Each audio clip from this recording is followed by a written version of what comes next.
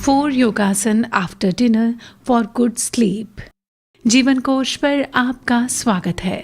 दोस्तों, आज हम सीखेंगे वो 4 योगासन जिन्हें कि आप रात को खाना खाने के बाद अगर करते हैं तो आपको एक बेहतरीन नींद आती है। तो चलिए शुरुआत करते हैं और जानते हैं कौन से हैं ये 4 आसन। अधोमुख श्वानासन। तो सबसे पहले आपको लेना है मैट, और मैट के ऊपर सबसे पहले आपको उल्टा लेट जाना है इस तरीके से, और दोनों हाथ आपके शोल्डर के पास,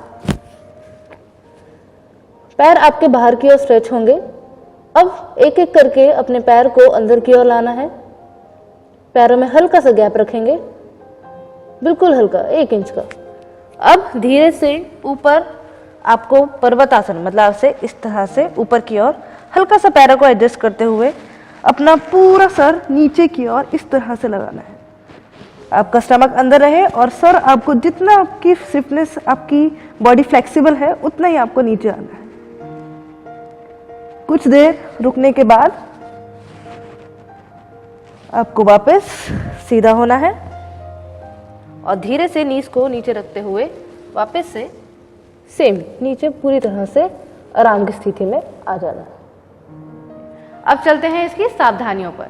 इसकी सावधानियां क्या हैं? जैसे कि आपको अगर बैक पेन है, बहुत ज़्यादा बैक पेन है, या एंकल है स्टिफ है, ज़्यादा बहुत पेन कर रही है, शोल्डर पेन है, रिस्ट पेन है, एल्बो हिप, कुछ इंजरी वगैरह है, या बहुत ही ज़्यादा पेन आप नहीं कर पा रहे हैं, तो भी आपको ये आसन अवॉइड करना है। या आपको कार्पल टनल सिंड्रोम की, मतलब हाथों में स्टिफनेस, ब्लड फ्लो नहीं होता है, तो बहुत ज़्यादा पेन होता है खास करके वुमेन्स में, तो भी ये आसन नहीं करना है। माइग्रेन में, बीपी में और प्रेगनेंसी में भी इस आसन को अवॉइड करना है। उत्तरासन। तो चलिए शुरू करते हैं। सबसे पहले आप वज्रासन की स्थिति में आ जाइए, इस तरह से बैठ जाइए। उसके बाद दोनों हाथों को इस मैट पर रखते हुए अपनी जो टोज है ऊपर कर लीजिए और अपनी नीज और टोज में समान मतलब 1 इंच तक का गैप कर लीजिए। अब धीरे से ऊपर आइए इस पोजीशन में, स्पाइन को स्ट्रेट रखना है आपको, और धीरे धीरे एक बार राइट हैंड से और फिर लेफ्ट हैंड को पीछे ले जाते हुए अपनी हील्स को पकड़ने का ट्राई कीजिए, और स्टमक को ज्यादा से ज्यादा बाहर और गर्दन पीछे।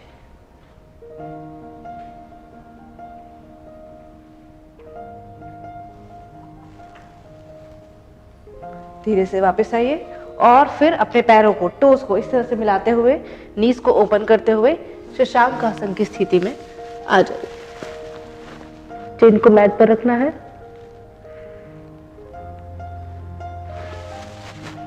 And relax. उस आसन में आपको ध्यान रखना है कि जिनको नी पेन भी है वो ये आसन ना करें, नहीं तो नीज पर ज्यादा इफेक्ट पड़ेगा आपके। और जब आप वापस आ रहे हैं उस आसन में, तो आप शशांक आसन जरूर कीजिए, क्योंकि जो आपकी स्पाइन काफी बेंड हो गई है, हमने उस आसन में काफी उसको स्ट्रेन दे दिया। अब उसको रिलैक्स करने के लिए, मसल को रिलैक्स करने के लिए आपको शशांक आसन जरूर करना है। धनुरासन। मैट लीजिए और धीरे से आप उल्टे लेट जाइए इस स्थिति में, और धीरे धीरे एक एक करके आपको अपने पैरों को इस तरह से अंदर लाना है हिप की तरफ। अपनी बॉडी को हल्का सा ऊपर उठाएं और एक एक करके, या तो आप अंगूठों को भी पकड़ सकते हैं या फिर अपनी एंकल को भी, तो दोनों में से आप जो कंफर्टेबल हो उसको आप पकड़ सकते हैं। धीरे से अपनी बॉडी को ऊपर उठाते हुए लेग्स को इनसाइड नहीं करना है, आपको आउटसाइड, मतलब अपनी पैरों को बिल्कुल बाहर की तरफ ले जाते हुए ऊपर आएंगे।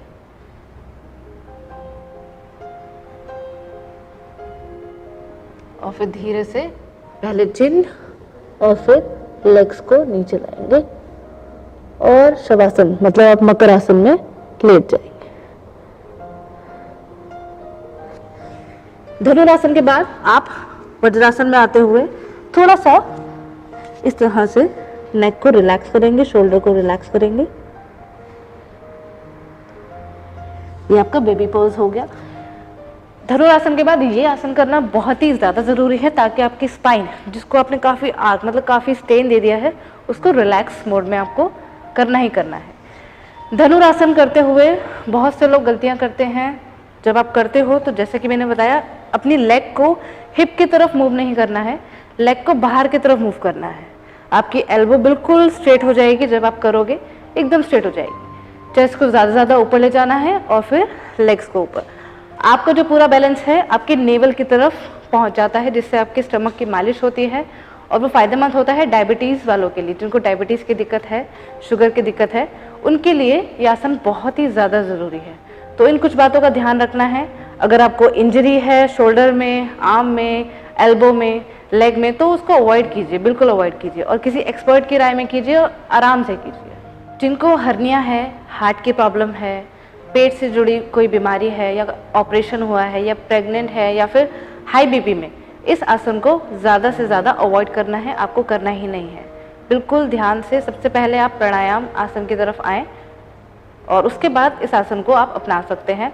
इस कंडीशन में आपको बिल्कुल भी ये आसन नहीं करने हैं। बालासन।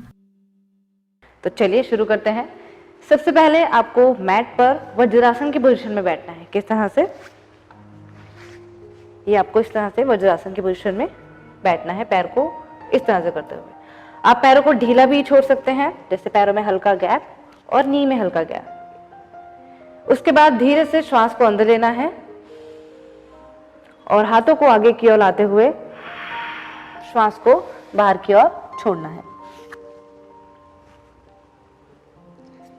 नीचे आना है, सर को नीचे रखना है और हाथों को बिल्कुल ढीला छोड़ना है।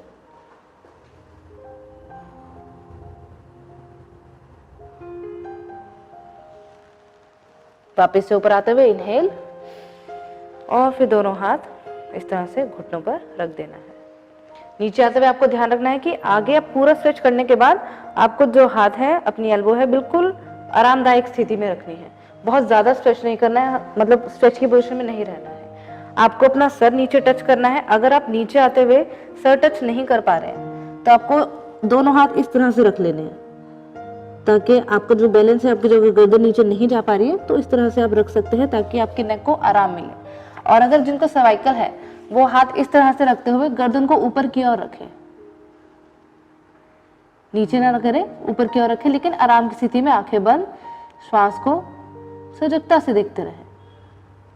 जिनको लोअर स्पाइन पेन है उनके लिए आसन अच्छा है, लेकिन जिनको लोअर स्पाइन ज्यादा पेन है तो उनको अवॉइड करना है। उनको वज्रासन में बैठते हुए बस इतना ही, ऐसे हाथ को रखकर आप इस पोस्चर को कर सकते हैं। तो ये थे वो 4 योगासन जिन्हें आप रात को सोने से पहले करते हैं, डिनर के बाद करते हैं, तो आपको एक बेहतरीन नींद आती है। उम्मीद करते हैं आज की खास जानकारी आपको पसंद आई होगी, और अगर ये जानकारी पसंद आई है इसे लाइक करें, शेयर करें, सब्सक्राइब करें जीवन कोश को और देखते रहें जीवन कोश।